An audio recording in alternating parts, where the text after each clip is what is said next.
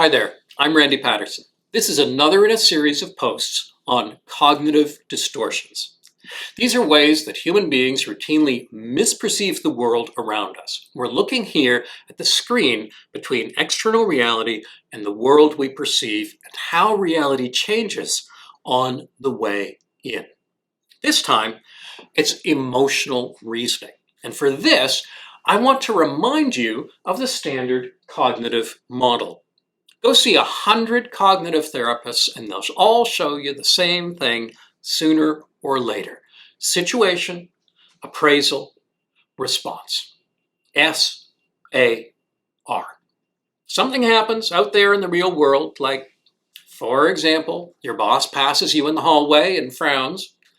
Then you perceive it and interpret it in some way.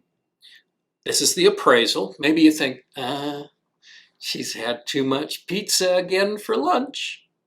Or maybe you think, crap, she's mad at me and is thinking of firing me.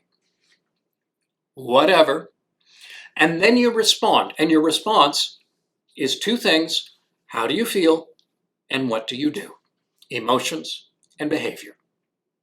And you can see from this model that what you feel and do does not depend on what happens. It's not about the boss frowning. It's about that appraisal, what you think it means. If you think it means pizza, no big deal. If you think it means you're going to be fired, you might get anxious. Your emotion depends on the appraisal. And as we've seen in this series, there are all kinds of cognitive biases that can result in distorted appraisals. Get the wrong interpretation, and you will get the wrong emotion. You can probably think of times in your own life when you felt something very strongly and it turned out you were completely wrong. You thought you'd been snubbed, but the email went into your junk folder. You were sure you were going to be fired, but it turned out to be the other department, not your department. You were terrified the plane was crashing, but it was just the landing gear going down. You had it all wrong, and you felt the wrong emotion. Okay, so emotional reasoning, what's that? This is when you take the emotion you're feeling as evidence that your appraisal must be correct. So let's say you're feeling jealous in your relationship. We know that you're feeling that because of some kind of thinking that you're doing. And we know that that appraisal might be right or it might be wrong. All kinds of biases might be twisting it. So now you're jealous and you stir that into your appraisal. I feel this jealousy really strongly, so I must be right. He or she must really be playing around on me.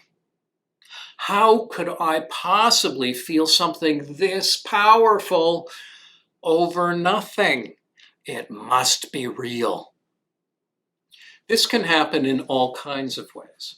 I feel this fear of heights so strongly I can taste it. This bridge that I'm crossing must really be about to fall down. I feel so self-conscious at this party, people must be staring at me and judging me. I can't possibly be making this up. I know in my bones that this interview or exam or date is going to go horribly wrong. So I must be right. I feel so hopeless in this depression that it must be true. There really is no hope. This is never going to get better. And I will feel like this forever. And then time passes and you realize that was completely wrong. The partner was faithful. The bridge was solid. The interview went well. And the depression faded. I used the feeling as evidence. But it isn't evidence. If we think the wrong thing, we're going to feel the wrong emotion.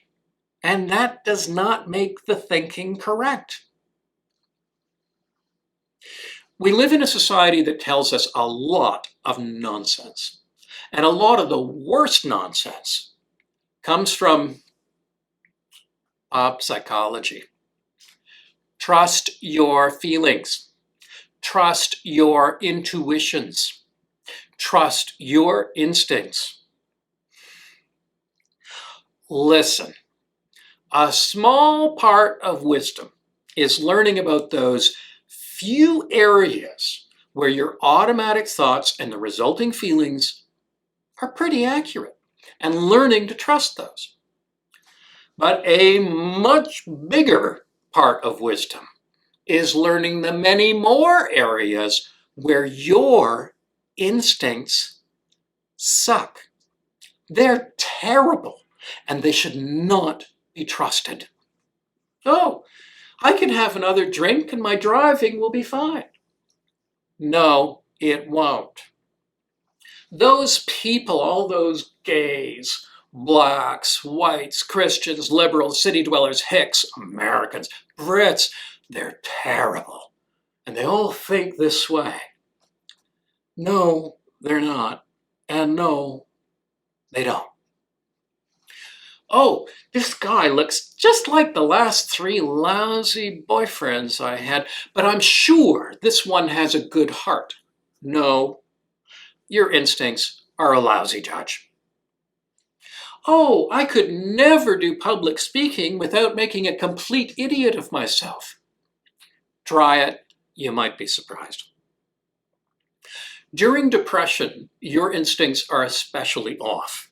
Your gut instincts will tell you that you're worthless, that life is hopeless, that nothing will ever get any better, and maybe that people would be better off if you didn't exist. And this is bullshit and should not be trusted. A huge part of recovery from depression is not learning to trust your emotions. It's learning to distrust them and stop using them as your guide. The core message of all of these posts about cognitive biases is this. Our automatic thinking, which you might think of as instinct, is often way off base. It's not worth trusting. We need to learn about our biases, recognize which ones fool us most often, and compensate for them. Just like an archer compensates for the wind by aiming a little the other way. In the case of emotional reasoning, we can actually magnify the distortions by using these unhelpful feelings as evidence. In order to push back, it can help to have a short phrase or a mantra that you can use to remind yourself of the problem and encourage more caution. In this case, don't believe everything you feel. So that's the last of this particular series on cognitive distortions. Have I covered them all? No. There's more. Lots more. And I may get to them at some point. But for now, that's a pretty good set.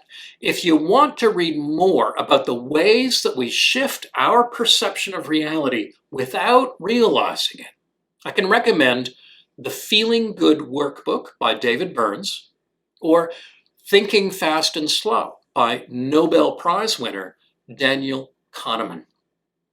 My books, including the Assertiveness Workbook, How to Be Miserable, and How to Be Miserable in Your 20s, are all available from bookstores and online booksellers.